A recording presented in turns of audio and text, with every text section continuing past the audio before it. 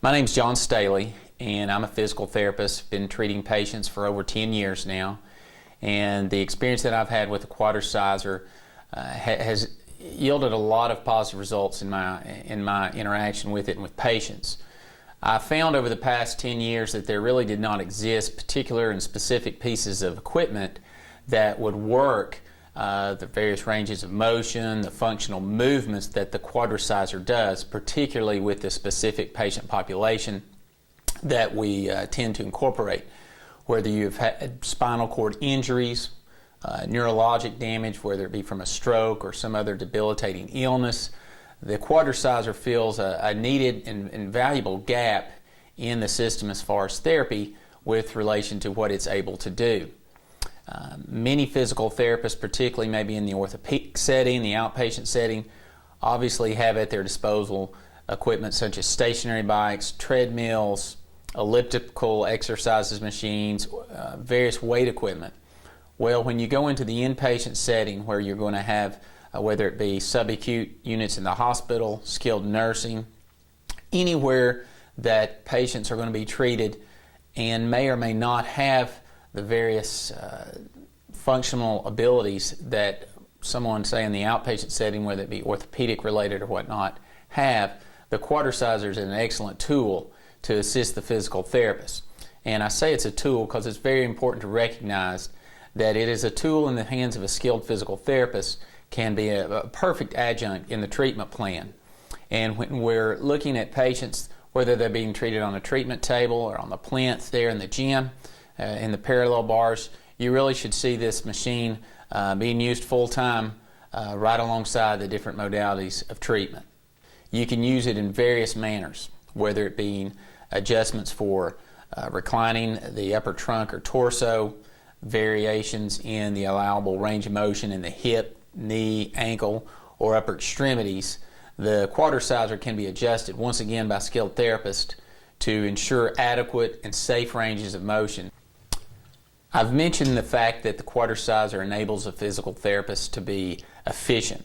What I mean by that is that obviously therapists have many tasks that they're responsible for in a given day, hopefully mostly all related to patient care. As far as in the course of a given day where you're involved in various activities, whether it be patient-related hands-on treatment, clinical documentation, returning phone calls, the Quadriciser enables you to have a piece of equipment that can function pretty much independently of a physical therapist's hands-on attention once proper settings and adjustments are made. One thing to consider, once you see the machine in use with the patient doing the actual exercise, you'll notice that the durations of treatment, whether it be 10 minutes, 20 minutes, 30 minutes, those durations are something that I dare say a physical therapist in a busy environment is not going to be able to perform, at least for that amount of time, whether it be just from the simple time constraints or even the physical endurance that it would require to perform these motions. So once again, the Quadriciser adds a valuable adjunct to the treatment plan with your patients. Many of the folks that are using this, for lack of a better word, they do have somewhat of a lack of hope, and they're able to actually use a machine independently of someone assisting them or taking them through ranges of motion, exercises that they've typically been in more of a dependent role. And so the joy and just the sense of accomplishment that the patient experiences on the Quadriciser is something that once again really doesn't exist in many other pieces of equipment. Not only is it a machine that engages hope for many folks who may have not had much hope, or at least as you work with them in the clinic as it relates to particular pieces of equipment or exercises, but it's almost a very relaxing experience for the patient once they are properly set up and the machine begins to take them through the ranges of motion. Some cases where you're working with patients, whether it be manual therapy, passive range of motion, various techniques, whether it be PNF or what have you, you may experience just some initial spastic reactions from patients where sometimes just the simple manual contact may elicit that. With the Quadriciser over time and use with the various positioning changes you can make, in many cases you can avoid some of the spastic responses that may be encountered just with some of the other forms of exercise. And in many cases enables the patient to exhibit more mobility or functional improvement than whereby other means may have failed.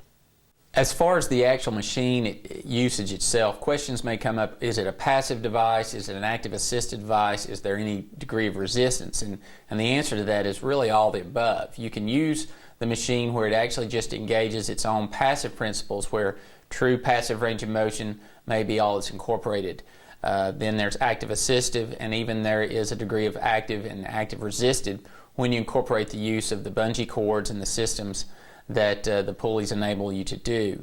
In many cases, you may actually experience where a patient that may, say, have some spasticity or just inherent resistance to manual contact or repetitive range of motion, actually over time and with use of the machine has a more positive response than you may have experienced in the past.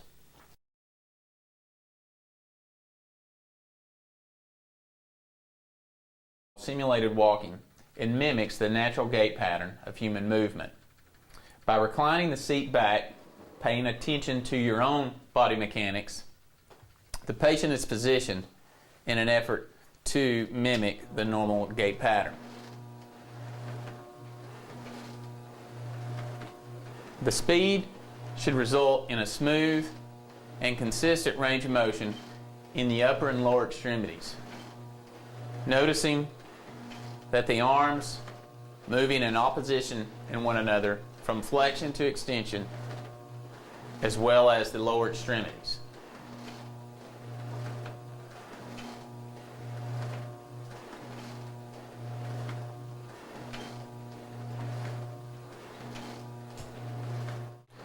To increase a weight-bearing force to the lower extremities, instruct the patient to keep the knees extended. Then slowly move the seat forward, producing an increased force on the plantar surface of the foot, resulting in increased weight bearing and increased dorsiflexion range of motion.